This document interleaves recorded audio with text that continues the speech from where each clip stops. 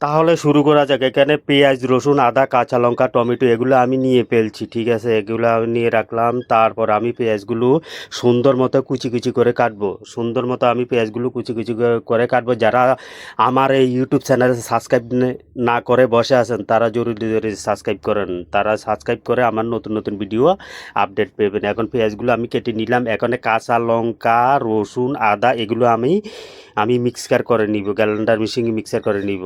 আর এখানে আলুগুলা ছোট ছোট, তারপরও দুই পিস করে নিব, যাতে ভিতরে মশলা ঢুকে। এটা ভাববেন না যে আমি ছোলা আলু পিস পিস করে দিয়েছি, না, আমি প্রথমে আলুগুলা ছুলে নিয়েছি, তারপরে পিস পিস করে দিয়েছি। এখন আমি আদা, রসুন, কাঁচা লঙ্কা এগুলা একসাথে মিক্সার করে নিব, গ্রাইন্ডার মেশিনে মিক্সার করে নিব। আমার সাথে থাকুন। ভিডিওটা ভালো লাগলে লাইক শেয়ার করবেন এবং সাবস্ক্রাইব করে সাথে থাকবেন। এখন আমি আদা, রসুন, কাঁচা লঙ্কা এগুলো আমি মিক্সার করে নিব। দেখুন হয়ে গেছে আমার মিক্সার মেশিনটা খুবই ভালো। আপনারা মিক্সিং ভালো দেখে কিনবেন, 2 টাকা বেশি গেলেও ভালো। এখন আমি টমেটোগুলো পিস পিস করে কাটবো। আর টমেটোর মাঝখান বরাবর একটা শক্ত জিনিস থাকে, ওই জিনিসটা ফেলে দিবেন, ওই জিনিসটা সিদ্ধ হয় না। তো আমি টমেটোগুলো পিস পিস করে কেটে নিলাম। এখন আমি একটা কড়াইয়ের মধ্যে মাংসগুলো চিপি চিপিয়ে, আগে পানি চলে গেছে, তারপরে চিপি চিপি মাংসগুলো মাখার জন্য কড়াইয়ের মধ্যে ফেললাম। তারপরে দারচিনি, তেজপাতা দিয়ে ফেললাম। এরপরে পেঁয়াজ দিলাম, তারপরে লবণ দিলাম, তারপরে হলুদ দিলাম, হলুদ, মরিচ, ধনিয়ার গুঁড়া, এরপরে আদা, রসুন, কাঁচা লঙ্কা মিক্সার, তারপরে তেল। এগুলা দিয়ে সুন্দর করে হাত দিয়ে থেতো করে নিব, সুন্দর করে হাত দিয়ে কষালি নিব, যাতে মাংসের ভিতরে মশলা যায়।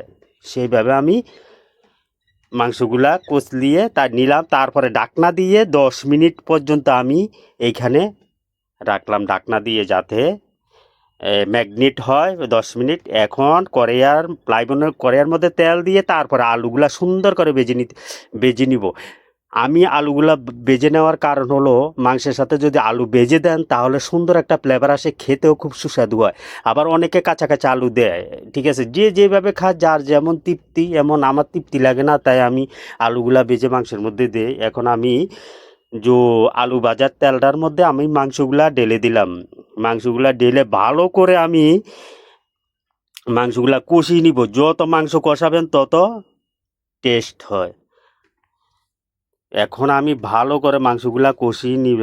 দেখুন একের পর এক কষিয়ে নিলাম। এখন তারপরে মাংসগুলা তেল ছেড়ে দেওয়ার পরে আমি টমেটোগুলা দিলাম, কারণ টমেটোটা যদি তেল ছাড়ার আগে দেন তাহলে কিন্তু পানি ছেড়ে যাবে, আপনার আরও প্রচুর টাইম লাগবে কষাইতে।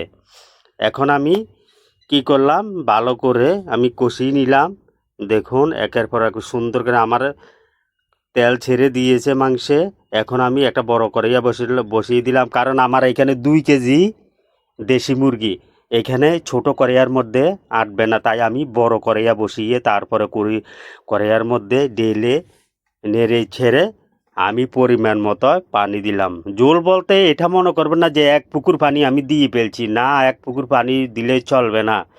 মশলা ছেড়ে দিবে, মাংসের থেকে মশলা ছেড়ে দিবে। দেখুন হয়ে গেছে, খুব সুন্দর একটা কালার আসছে। তো আপনারা সাবস্ক্রাইব করে আমার সাথে থাকুন। আমি নতুন নতুন ভিডিও আপনাদের সামনে নিয়ে আসব, আপনারাও শিখতে পারবেন। আমার মতো এইভাবে রান্না করে বাড়িতে খেয়ে কমেন্টের মধ্যে জানিয়ে দিবেন কেমন হয়েছে। Thank you.